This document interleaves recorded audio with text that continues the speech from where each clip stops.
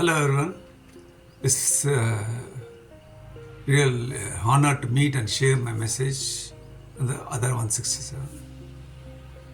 Today we discuss about the similarity between Daniel and Joseph in the Bible. We can read about the life of Daniel in his own writings in the book of Daniel and also in Ezekiel 14th chapter, 20th and 20th chapters. There are some striking similarities between the life of Daniel and of Jacob's son Joseph. Both of them prospered in foreign lands after interpreting dreams for their rulers, and both were elevated to high office as a result of their faithfulness to God. We talk about the deep faith in the Lord and how they resisted life and death temptations. Joseph, a teenage shepherd, was taught by his father on how to be true to the Lord. In this context, we read Genesis 37 chapter, 2nd verse. Joseph was a young man. He was 17 years old. He was taking care of the flocks with some of his brothers. They were the sons of Bilhah and the sons of Zilpah, the wives of his father Jacob. Joseph brought their father a bad report of his brothers. This clearly shows that Jacob taught his sons on how to be truthful to the Lord, and Joseph was the only son who followed his father's teaching.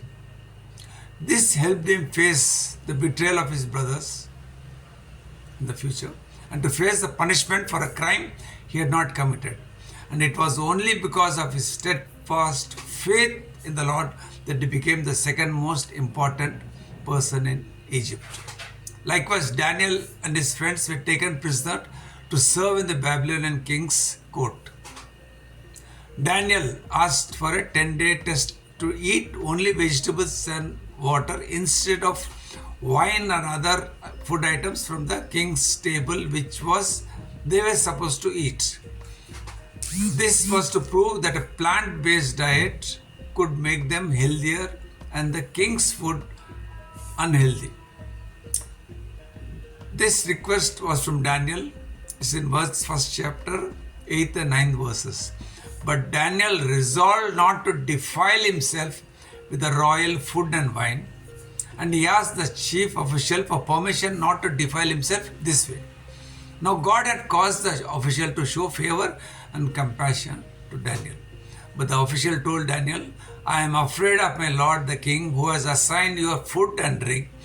Why should he see you looking worse than the other young men your age? The king would then have my head because of you." Where he and his companions sought to avoid defiling themselves by not eating the rich food from the king's table. At the end of the test, they looked healthier than the other young men, and the attendant agreed to their request. And the story continues in the same chapter, in Daniel first chapter, in the verses 20 and 21st.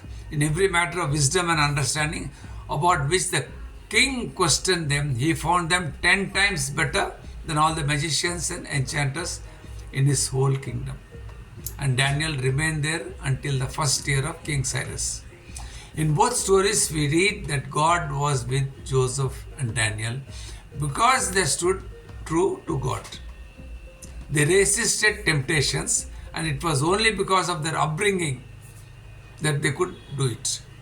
Fathers and mothers, as well as father and mother figures. It is written in Proverbs 22nd chapter, 6th verse, "Train up a child in the way he should go, and when he is old, he will not depart from it." Train up a child in the way he should go, and when he is old, he will not depart from it.